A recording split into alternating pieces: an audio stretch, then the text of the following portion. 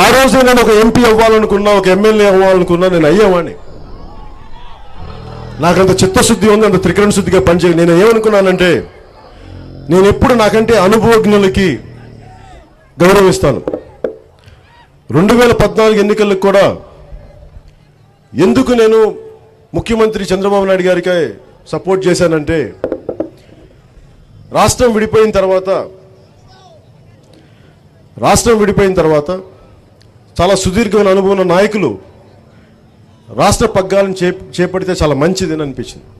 నేను నమ్ముతాను మనుషుల్లాగే. మనుషులందరూ చిత్తశుద్ధిగా త్రికరణ శుద్ధిగా పని చేస్తారని మీ అందరిని చూస్తే మీరు ఎలా పని చేస్తారో, మీరందరూ ఎంత నిజాయితీగా ఉంటారో, ప్రభుత్వాలు కానీ ముఖ్యమంత్రి గారిని అంతే నిజాయితీగా ఉంటారు నేను నమ్మాను అందరిలాగే. కానీ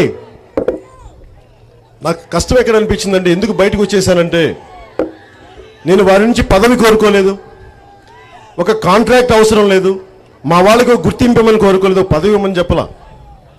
కనీసం మా జనసేన సైనికుల మీద కనీసం దాడి చేయకండి, కనీసం అదన్నా ఆపండి. అంటే మీకు సపోర్ట్ చేసి మేము మీకు బానిసలుగా ఉండిపోవాలా జీవితకాలం? బానిసం ద్వారా నీ కాలు మొక్తారు ఉండిపోండి, అప్పుడు మీరు మమ్మల్ని కరుణిస్తారా? ఇది ప్రజాస్వామ్యం. మేము మిమ్మల్ని ఇష్టపడి మీకు సపోర్ట్ చేశాం కానీ భయపడి మీకు సపోర్ట్ చేయాల.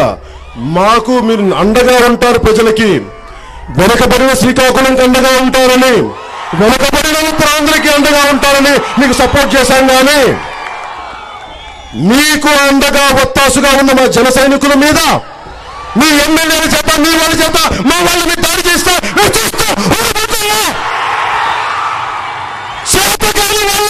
మీరు అనుకుంటున్నారా? మాది సహనం, భయం కాదు, గుర్తుపెట్టుకున్నారు.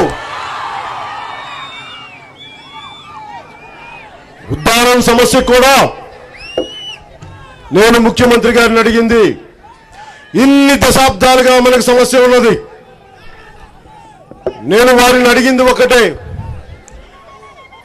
2000 కోట్ల పైగా మీరు పుష్కరాలు ఖర్చు పెట్టినప్పుడు విదేశాలకు వెళ్ళడానికి కమర్షియల్ ఫ్లైట్స్ ఉండి మొత్తం క్యాబినెట్ మినిస్టర్ని తీసుకెళ్ళిన